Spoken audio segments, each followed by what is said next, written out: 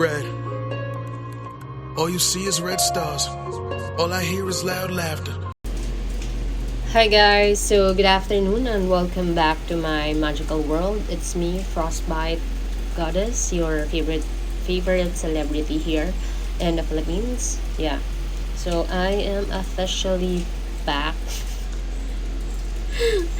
Taray nung isang araw pa guys. So it's raining outside.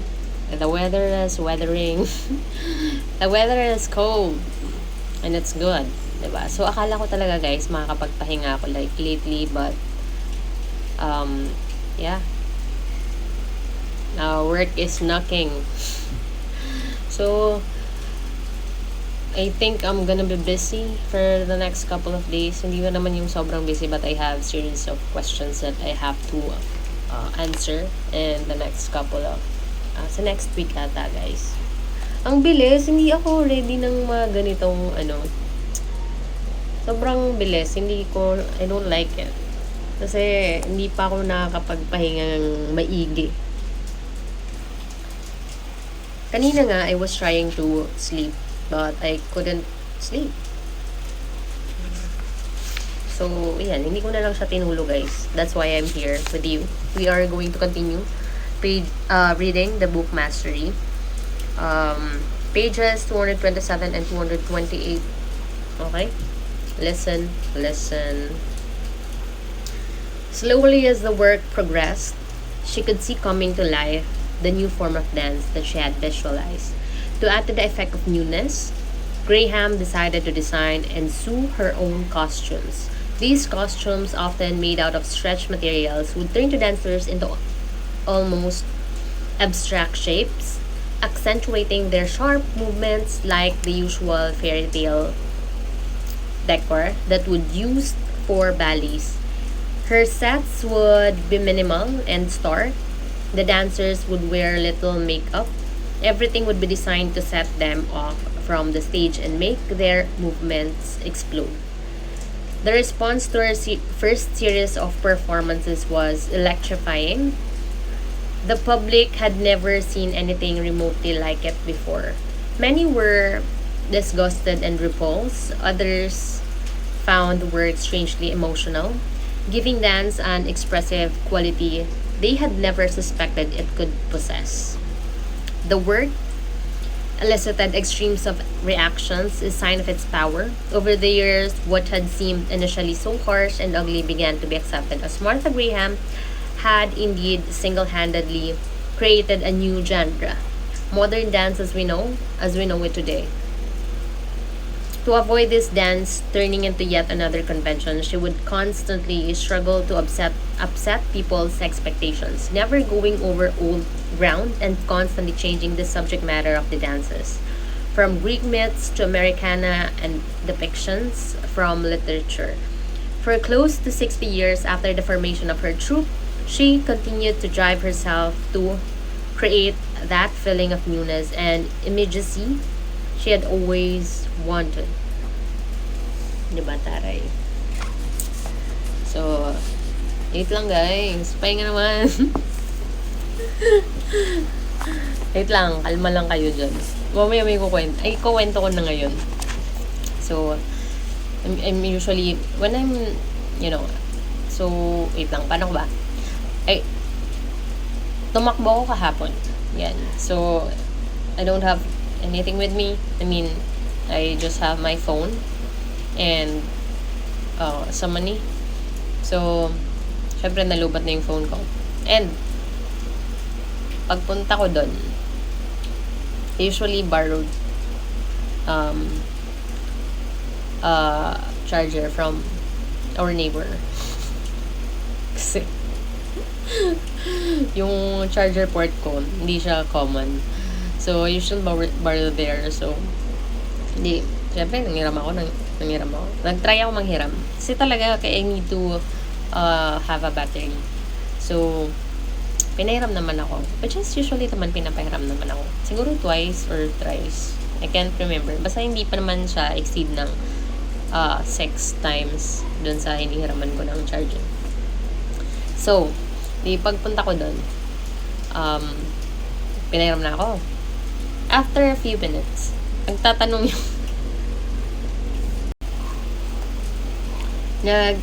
yung may-ari ng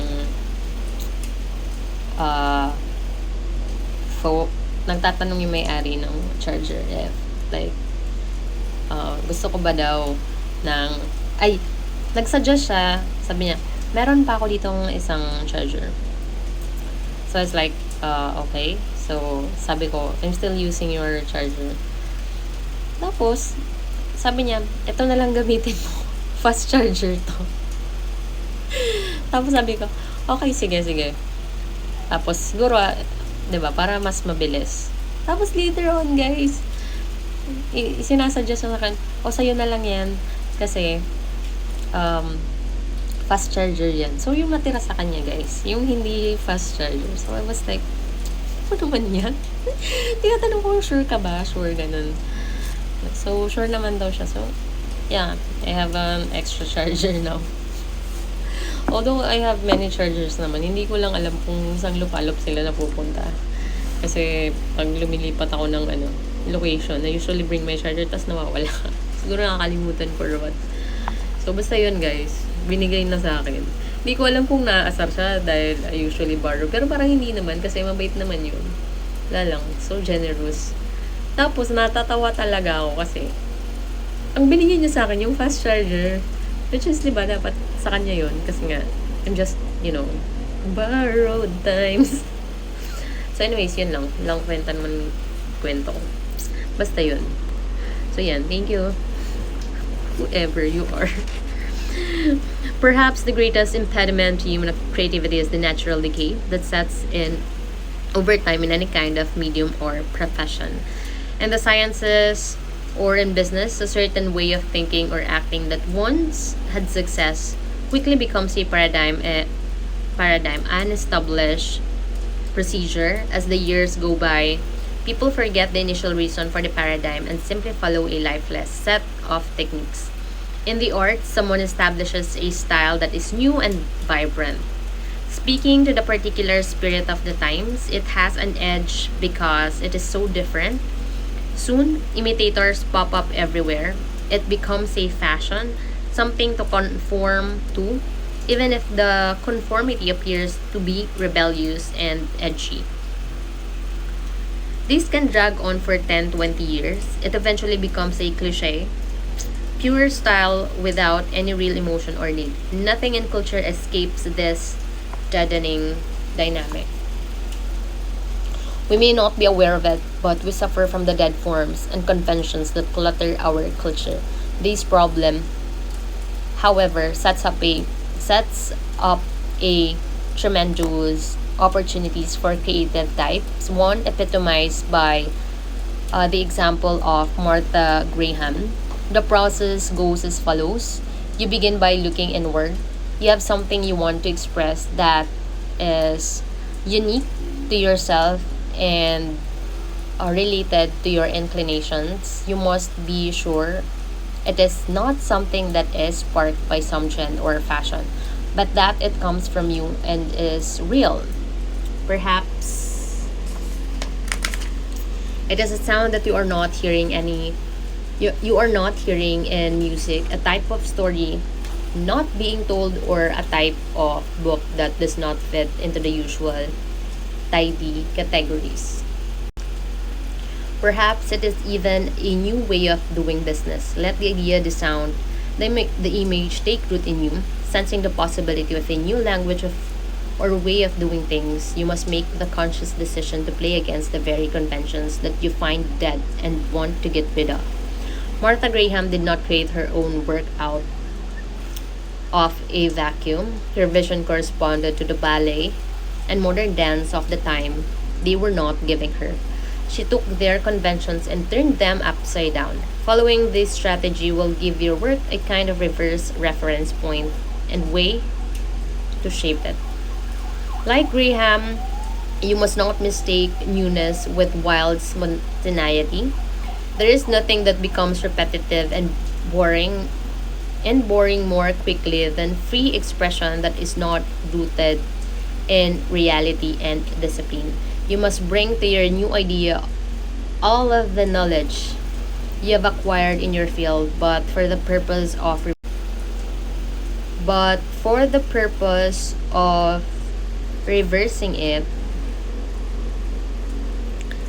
as Graham did with the Denison method. In essence, what you're doing is creating some space in cluttered culture, claiming for yourself an open field in which you can finally plant something new. People are dying for the new, for what expresses the spirit of the time in an original way. By creating something new, you will create your own audience and attain the ultimate possession of power and culture. So, it involves innovations, di ba? Kahit sa dance, like this kind of matter. Yung small things, So, ayan, it creates a spark on uh, something more, something new, and paano ko ba express to? Parang sparkly, since it is not seen before. Nagigets nyo ba ako? Kung hindi, galingan nyo guys. So, number 6 na tayo guys. So, the high end. Yun yung topic natin. Yoki Matsuoka. I don't know. Paala kayo guys kung paano pag-pronounce yan. Basta, yung pangalan niya guys. Always had the feeling that she was different from others. It wasn't so much how she dressed or looked, but her interest that set her apart. As a teenager in Japan in the early 1980s, she was expected to focus on a particular subject that she would transform into a career. But as she got older, her interests only widened. She had a love for physics and mathematics, but was attracted to biology and physiology as well. She was also a talent athlete with a future as a professional tennis player. Until an injury cut this short. On top of it all, she loved working with her hands and tinkering with machines. Much of her relief when she began her undergraduate studies at the University of California at Berkeley, she fell upon a subject that seemed to open all sorts of larger questions that would satisfy her voracious, wide-ranging interest. The relatively new field of robotics. After completing her undergraduate studies, curious to explore this subject further, she entered the master's program in robotics at MIT. As part of her work in the department, she was to help in the design of a large-scale robot they were building, and soon she chose to work exclusively on the design of the robot's hands. She had always been fascinated by the complexity and power of the human hand, and with the chance to combine so many of her interests, mathematics, physiology, and building things, it seemed she finally found her niche. So, ayan guys. Wait lang. So, ayan guys. Natapos na naman tayo sa ating reading session. Yan. I want to congratulate all of you for still being alive. I mean, so much is happening outside this, many things that we don't know. A lot is going on. So, I'm so happy that the next 3 months will be Saturn retrograde, and it will deliver every one of us what the things that you try to avoid, or if you did something a little bit crazy or stupid, it will directly slap you maybe 10 times more. So kind of like it this way. So ayan guys, we're just doing our best every day. I think hindi naman natin ma-exert yung, diba, yung 100% on a daily basis. Basta you are doing something on a daily basis, it's good, it's okay. Okay? I'm reminding you that you are physically fit, you have complete bodies, I mean, your body is complete. You have, arms and legs and face and mouth to uh, use and be useful. Diba? Gamitin. Yung utak, guys, gamitin din. So, ayan guys, thank you again for having me today. Thank you guys for helping me make this world a better place for all of us and for the future generation. Diba? Cute ng ipip ko ngayon, no? O, diba? Like, sino ba yung character na yan? I don't know. Ano ba? Sa Peppa Pig ba yan? Hindi, joke lang. I don't know. Sa modern cartoon show for kids. See you. He's hitting me with his crowbar now. You always told me don't scream. You always told me be strong. Few minutes later. I feel like